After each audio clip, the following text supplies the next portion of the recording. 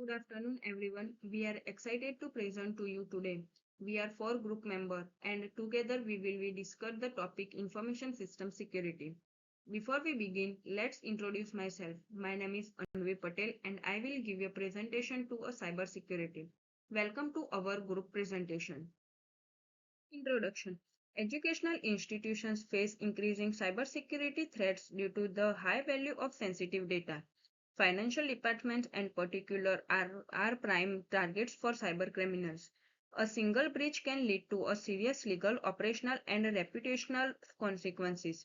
Therefore, it is critical to access current vulnerabilities and implement both technical and procedural controls. And this report focus on identifying key weaknesses in the finance department's systems and designing comprehensive measuring, including policy configuration and response mechanisms to mitigate risk.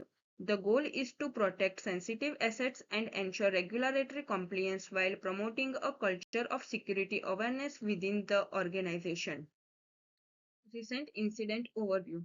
The financial department was recently targeted in a confidential phishing attack. An attacker impersonated the principal using a spoofed email address and sent a message to Kelly, a finance staff member. The message contained the urgent language requesting to log in to verify financial documents. Kelly followed the link, which led to a fraudulent login page resembling the internal portal. After entering the credential, they were harvested by the attacker, and this incident highlights a combination of email spoofing and social engineering, and as such attacks are increasingly sophisticated and effective due to human error, making awareness and technical controls equally important in prevention.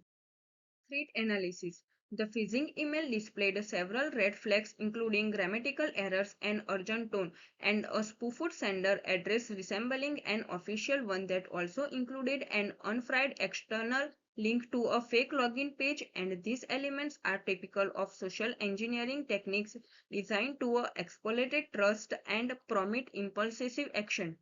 In this case, the attacker manipulated the staff member's sense of responsibility and authority. This analysis confirms that the breach was not due to a technical flaws alone but also a lack of user training and protocol enforcement.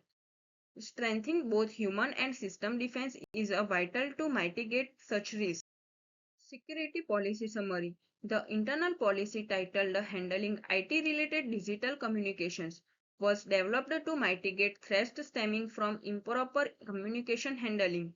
This policy applies to all personnel involved in IT systems, especially those in the finance department, that outlines acceptable methods for sending, receiving, and verifying digital messages. The key objective is to eliminate the occurrence of such incidents as phishing through the standardization of secure means of communication, and the policy also confirms the necessity of a sender identity verification, non-adherence to unlikely links, and the reporting of the suspected content. Adopting this policy institutionalization safe practice and provides a reference framework for day-to-day operations involving sensitive communications. Now I am requesting to my other group member Dhruvi Patel to take over me. Good afternoon, everyone. I am Dhruvi Patel. I am starting from Security Policy Key Rules. The policy introduced several critical rules to reduce the risk of compromise through digital communication. Staff are required to use only official email domains for institutional communication. Any unexpected or unusual instruction, particularly those requesting login credential or financial access, must be verified through secondary means. All suspicious emails, links, or attachment must be promptly reported to the IT team. The use of unverified or shortened URL is strictly discouraged. Additionally, there is a clearly defined escalation pathway for handling potential incidents. These guidelines are designed to create a standardized and secure communication environment. Policy enforcement and review. Enforcement of the communication policy is essential for its effectiveness.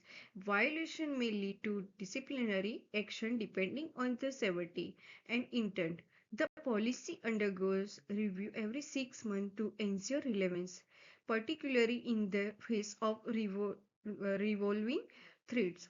It is also revised after significant security incidents, major system changes, or upon identification of audit gaps. Feedback from end user and IT personnel is integrated into policy update. The IT support and compliance team jointly oversee the policy life cycle. This review process ensures continuous improvement and alignment with legal, technical, and operational requirements. Risk management plan key assessed. The finance department risk management plan identifies and priorities key assets based on operational criticality and data sensitivity. The financial server is demand high priority as it store payroll and budget information. The internal finance portal is essential for staff operation and access to financial system. The domain controller is centered to user authentication and if compromise can lead to widespread credential is exposure. The file server, while important, is considered medium risk compared to live system. The router is classified as high risk due to its role in managing traffic and enforcing network boundaries. This assessed from the foundation of the risk mitigation strategy. Critical data and impact. Most important information that the finance department required compromise of payroll, budget record and accounting reports. Among the major systems where these datasets are situated include the financial server and the internal finance portal. The privacy violation and the failure to comply with regulation can incur serious legal costs in case such dataset have been compromised. In terms of operation, it can slow down the payroll. The financial reporting and procedure can be destroyed alongside the budget implementation. Beside, the fact of unauthorized access to such data may have dire consequences regarding trust in the institution and confidence in stakeholders. The preservation of this dataset is code that can guarantee the safe, lawful, and under budget financial activities in the scholastic atmosphere. Now I am requesting to my other group member Asha Ben Patel. Incident response success relies on a clearly defined roles. The IT support teams holds responsibility for a technical remediation, investigation security breaches, resetting compromised accounts, and restoring affected systems. The financial manager handles external communication, authorizes escalations, and ensures business continuity. Financial staff act as the first line of a defense by reporting anomalies and complying with the shutdown or isolation procedures, and this structured division ensures that each stakeholder acts promptly and appropriately during incidents. A clearly hierarchy streamlines decision making, limits damage, and ensures compliance with the internal protocols and external reporting requirements. Several countermeasures have been implemented to address identified risks. Role-based access control ensures that only authorized users access specific systems, limiting exposure. Page management is enforced monthly, with immediate updates applied when critical exposure are disclosed.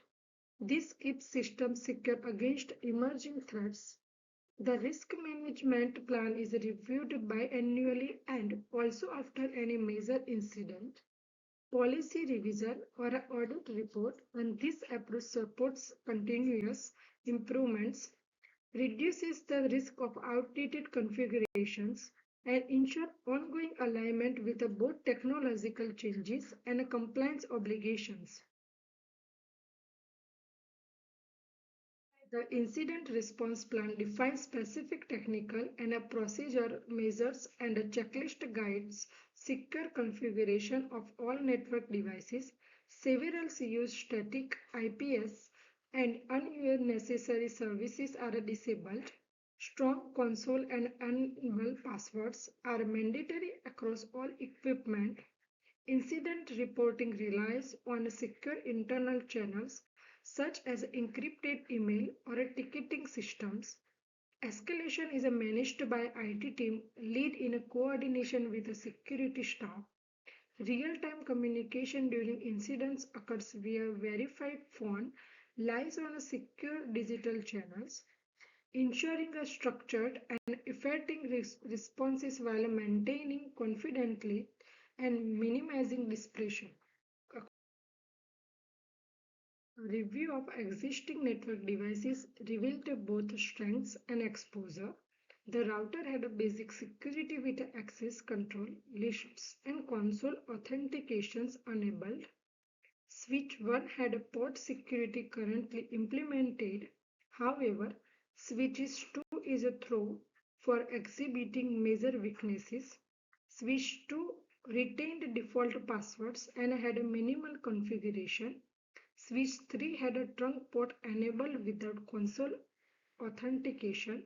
Switch 4 was in its default state, lacking any password or access restrictions, and this finding indicated inconsistent application of security standards and highlights area requiring urgent remediation to reduce attack surface and prevent internal compromise.